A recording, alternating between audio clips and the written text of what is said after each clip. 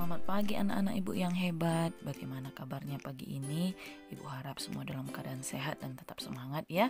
Hari ini kita kembali bertemu pada pelajaran PKN di mana kita masuk pada tema 1, sub tema 3. Ya, diperhatikan ya penjelasan dari ibu.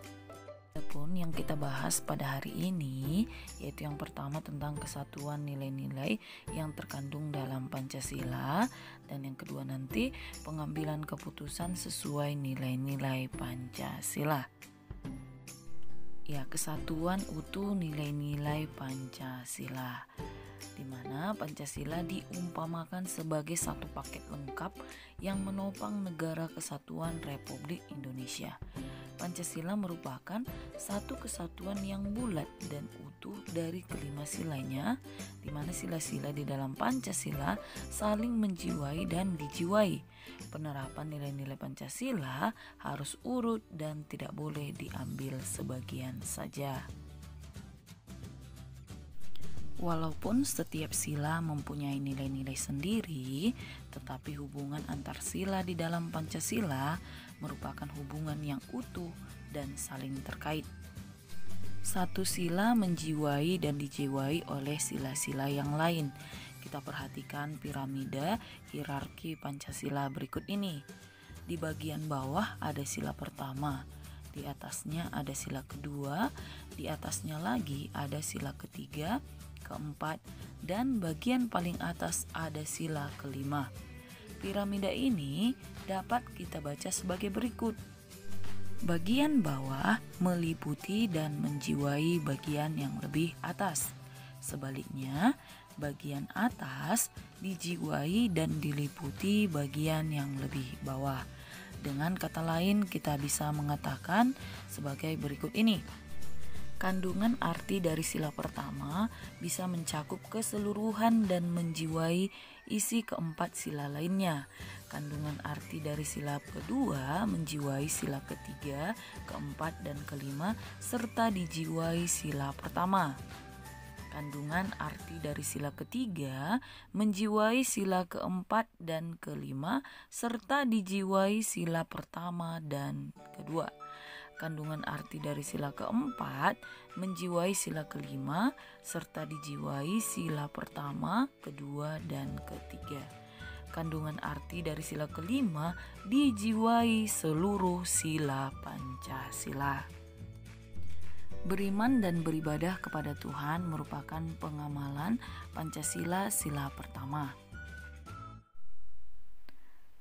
Bisa diamati dalam kesehariannya, orang yang benar-benar beriman kepada Tuhan akan mengamalkan nilai Pancasila lainnya, yaitu berperilaku yang menunjukkan nilai-nilai kemanusiaan, persatuan, demokrasi, dan keadilan atau kesejahteraan. Musyawarah merupakan pengamalan Pancasila sila keempat. Masyarakat melaksanakan musyawarah karena didasari penjiwaan dari sila pertama, kedua, dan ketiga, yaitu nilai keimanan pada Tuhan, kemanusiaan, dan persatuan. Selanjutnya, tindakan tersebut akan bertujuan untuk mencapai terwujudnya sila kelima, yaitu nilai keadilan dan kesejahteraan. Perilaku sehari-hari kita hendaknya dapat mencerminkan nilai-nilai Pancasila, karena Pancasila merupakan pandangan hidup bangsa kita. Ya, di dalam lingkungan rumah, sekolah, ataupun masyarakat sering ditemui permasalahan bersama. Dari permasalahan bersama tersebut diharapkan ada solusi atau keputusan yang tepat bagi semuanya. Oleh karenanya, pengambilan keputusan bersama hendaknya menerapkan nilai-nilai luhur Pancasila. Pengambilan keputusan bersama dapat dilakukan dengan 3 cara. Pertama, musyawarah, kedua, voting, ketiga, aklamasi. Cara pertama yaitu musyawarah.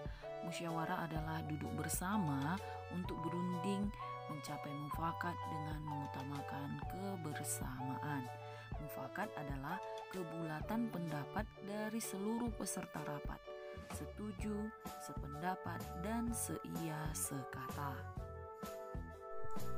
Cara yang kedua yaitu voting. Voting berarti pemungutan suara terbanyak. Ada beberapa syarat agar voting dapat dilaksanakan atau dilakukan. Yang pertama yaitu musyawarah gagal dilakukan.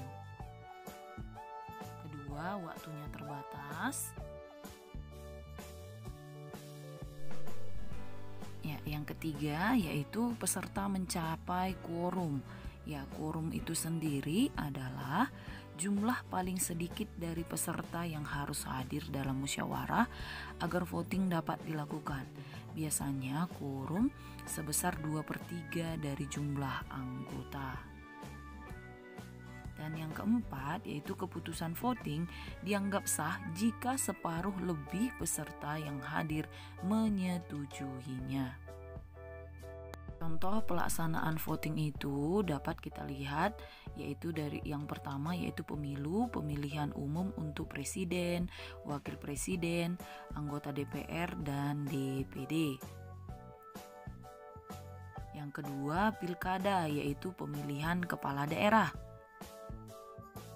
Yang ketiga pilkades atau pemilihan kepala desa.